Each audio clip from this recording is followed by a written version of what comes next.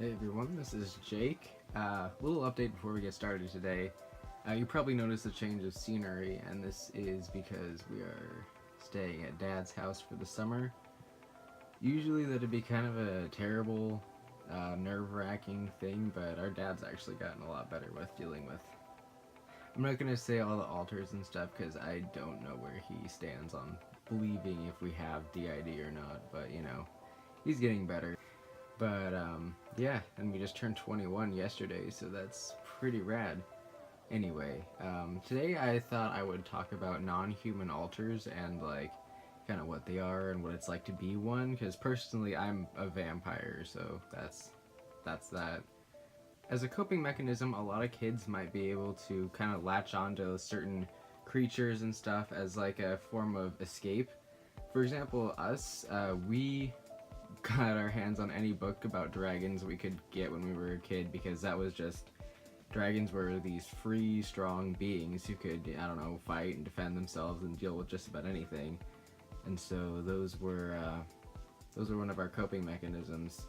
And so as a result of that, a lot of us have like dragon-like features, like the slitted eyes, some have pointed ears and horns, tails, wings, but have like human bodies. So essentially we're humanoid but not human, and the vast majority of us are like that, except for you've got people like me who are vampires, and we've got angels. Angels make sense because we were also raised really Christian. Yeah, but yeah, a lot of kids can latch on to certain like mythological creatures too, or just non-human things, cats, dogs, any animal really. And the brain in response creates an alter that is that species, or yeah, I guess you'd say species, in response to I don't know, whatever the situation calls for really. Like if there's a traumatic situation that requires like, I don't know, there's like a dehumanizing kind of thing, then it would be fitting to have an alter that's not human to make that as easy on the collective as possible. So yeah, alters can form that aren't human, and they just exist like that. So I was also going to talk about what it's like to be one, because, you know, it's weird being out in sunlight and not dying. So yeah, a lot of us will get like strange like body dysphoria, like say someone who has wings on the inside but doesn't out here will get kind of like weirded out, especially when they're like trying to move these limbs. It's like dysphoria but different. But yeah, we've ended up having a couple of knots in our back that are right about where wings would be, and we blame all the dragons for that one. It's pretty great. But yeah, and then people have different senses of balance. For example, Dare has a tail on the inside, but out here he does not. So his sense of balance is garbage, and that's hilarious when he tries to walk in heels because he will fall all the time. And it's great. It's great to watch. It's not great for him, but it's funny. So yeah, then there are animals that are like, alters that are animals, which are like quadrupeds, and it's weird to like, you know, walk on two legs out here. So yeah, it's an interesting time, I'll admit, like adjusting to a human body when that's not what you're used to. A lot of alters will still maintain like the mannerisms of, say, certain animalistic qualities that they have, like being able to move the ears a lot.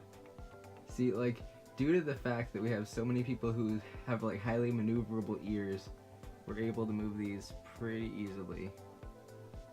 It's kind of amusing, but yeah. That's a little weird thing about us. And so in the comment section on one of our last videos, someone requested some facts about our non-human alters, or non-human alters in general. And so I thought I'd pull a few of those out of our random hats. Let's see.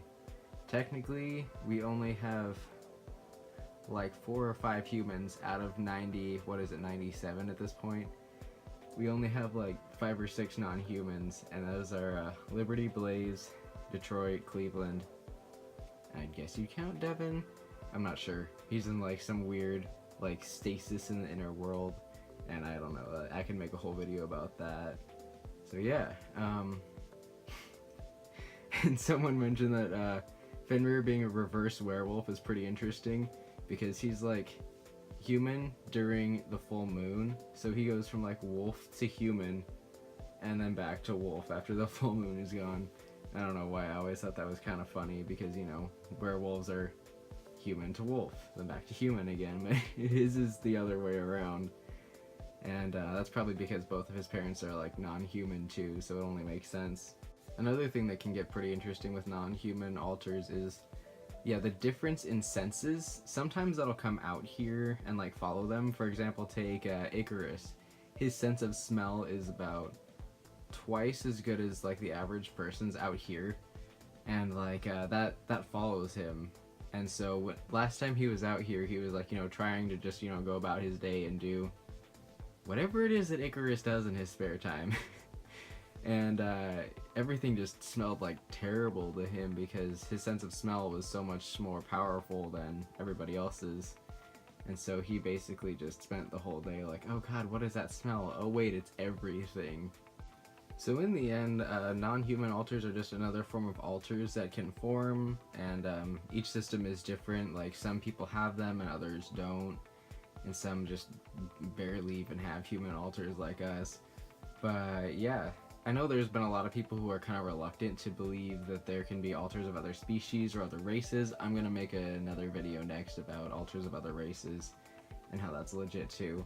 But yeah, non-human alters are just as legit as human alters, and they can take any form, and those can come from childhood obsessions, for example us with our dragons, or just any other trauma that could cause an alter like that to form. Anyway, if you guys have any other questions, or if I forgot to cover something, it's a little late here, just, you know, leave me a comment, ask me anything, and I'll get back to you ASAP. Anyway, thanks for watching so much, and I'll see you guys next time.